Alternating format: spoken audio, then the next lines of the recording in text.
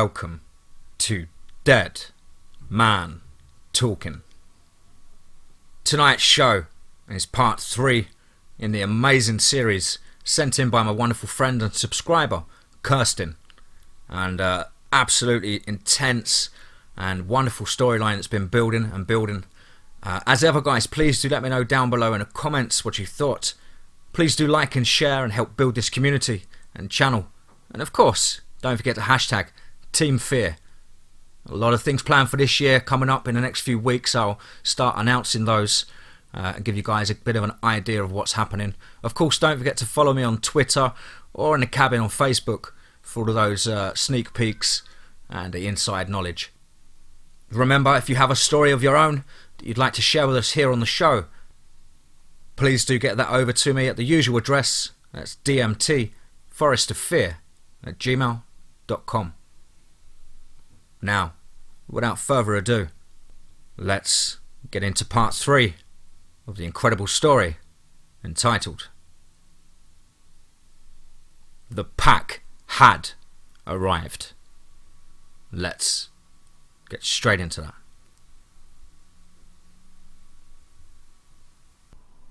Rise and fall, rise and fall, rise and fall. The torrential downpour continued its onslaught, splattering the forest floor. Cameron's heart almost stopped there, unable to do more than breathe, teetering on the brink of death. Dimly aware, in his subconsciousness, the reptilian part of his brain implying subtly, by all rights, he should be dead. He no longer cared whether he parted from this world. He just wanted the pain to pass. But yet, rise and fall. He continued to breathe.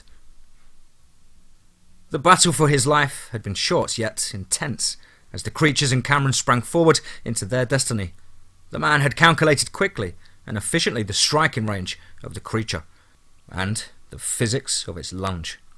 His mind made the adjustments at the very last second, and he dove to the side, the creature snapping at his side with clack. Jaws snapped empty, a hair's breadth from his hip. The creature's momentum causing it to slide through the wet muddy forest floor and slam into the rock face Cameron had been hiding in. The creature grunted as it hit the wall and shook it off as the man made a break for the underbrush. The creature ran quickly, angry beyond comprehension. It closed on the man and then its eyes went wide with bewilderment as the man stopped, grabbed a stout stick and cracked it full in the face. Pain exploded in its mind as it backed off. It then rose to its full height of 7 feet and proceeded to rub its snout with its clawed forepaw and eyed the man.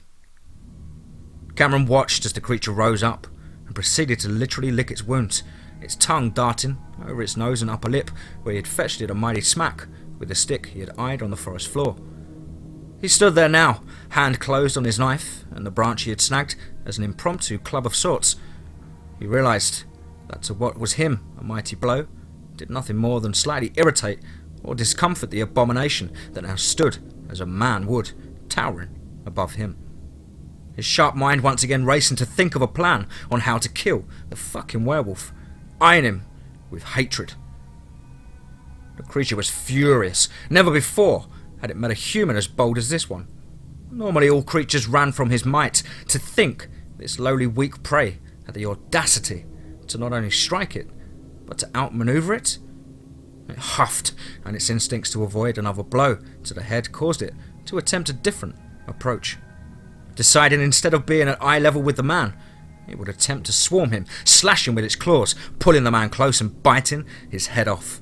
Yes, it would taste the river of blood that ran through the man's soft throat. Take its revenge and join with another pack. Kill its alpha and take his place at the top once again.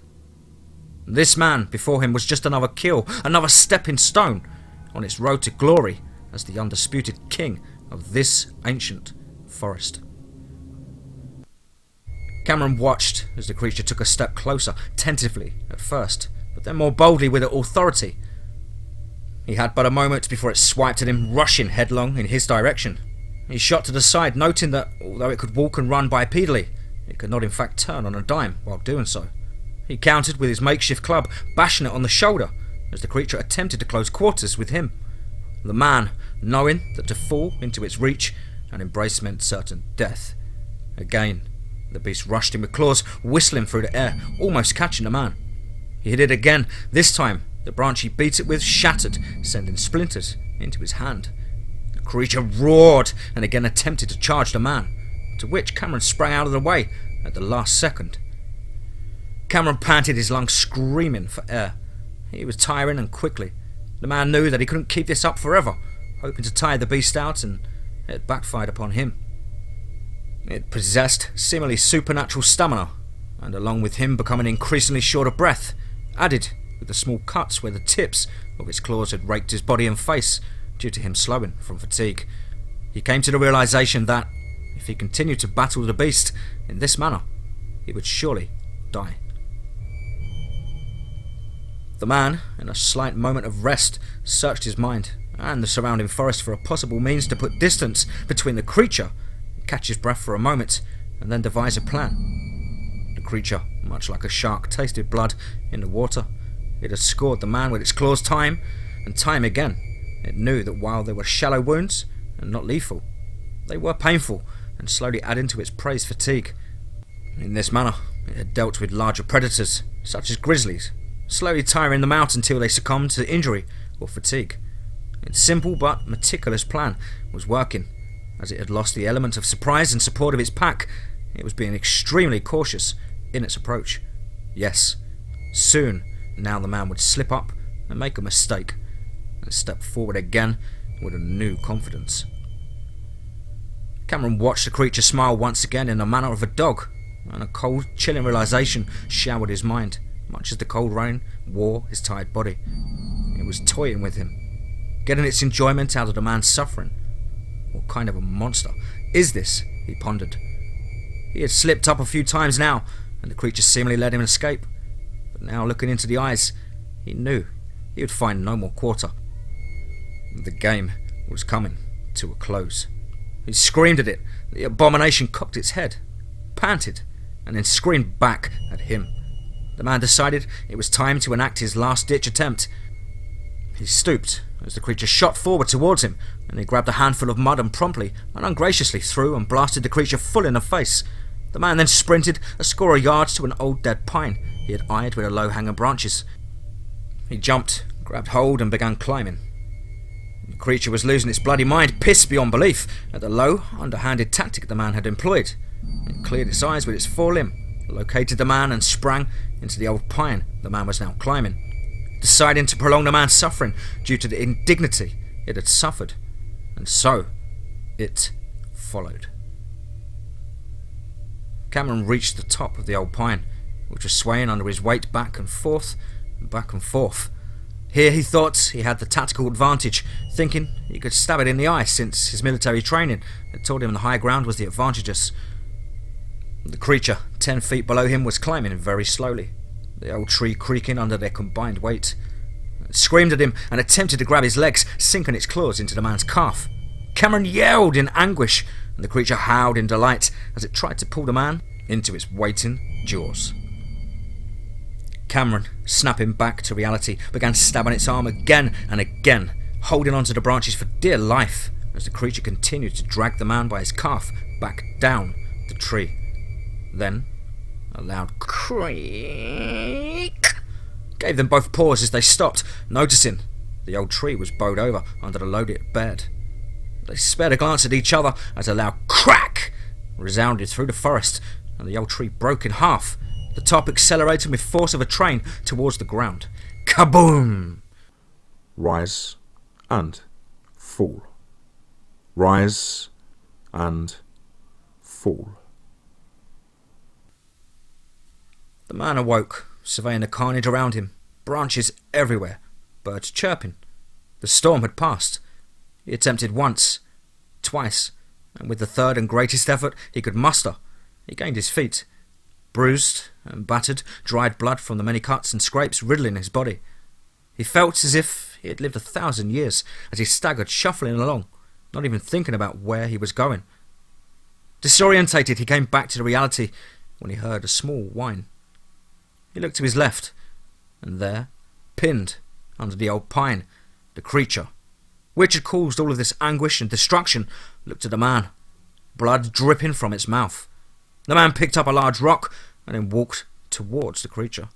And upon standing over the monstrosity, he raised the stone high above his head. The creature pleaded with its black eyes, crying like an old dog at the door, and licked the man's boot, begging.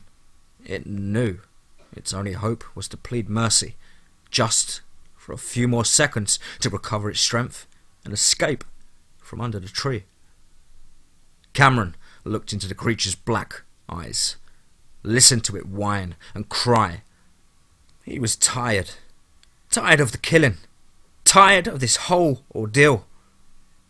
He gave the creature the once over. His arms trembled from the weight of the stone. The creature whined again. His resolve faltered, and the stone fell next to his feet. He was finished, and resolved to leave the creature to the slow death it deserved, reasoning that killing it would show too much kindness to the beast that slaughtered his men. He turned, took a few steps, then paused, fists tightening. Its ploy had worked. The creature was beyond ecstatic inside. It knew that even heavily injured as it was, it still possessed the necessary energy in reserve to finish the man. Just a few more moments, and it would cast the old tree aside and finish the man and go off to lick its wounds. No! The creature pumped with adrenaline. No! It was so close. Cameron stopped, fist tightening, listening to the calls of the damned, of all of the dead men the monster stood upon. He decided he would finish this. No, no, no! The creature clawed and desperately struggled to escape from under the pine. No, no! It was furious. It was outraged and indignant. No! No! It screamed a horrible piercing shriek as the man slammed the rock onto its head. Cameron stumbled through the woods. Exhausted, dazed and disoriented, he did not notice, as he fell to the forest floor, the sounds of an ATV approaching. He was not aware of it, but he was saved. The hunter who had found him contacted the authorities. Still unconscious in his hospital bed, he was unaware of the men in black suits sitting just outside the door, awaiting the return of his consciousness. Deep in the forest, the moon rose. Yips sounded, rising into a crescendo as the hunt began. The creatures ran as one, excited to hunt and kill. The lead member tackled the lone buck to the ground, bit its throat and hopped back and watched as its puppies began to play.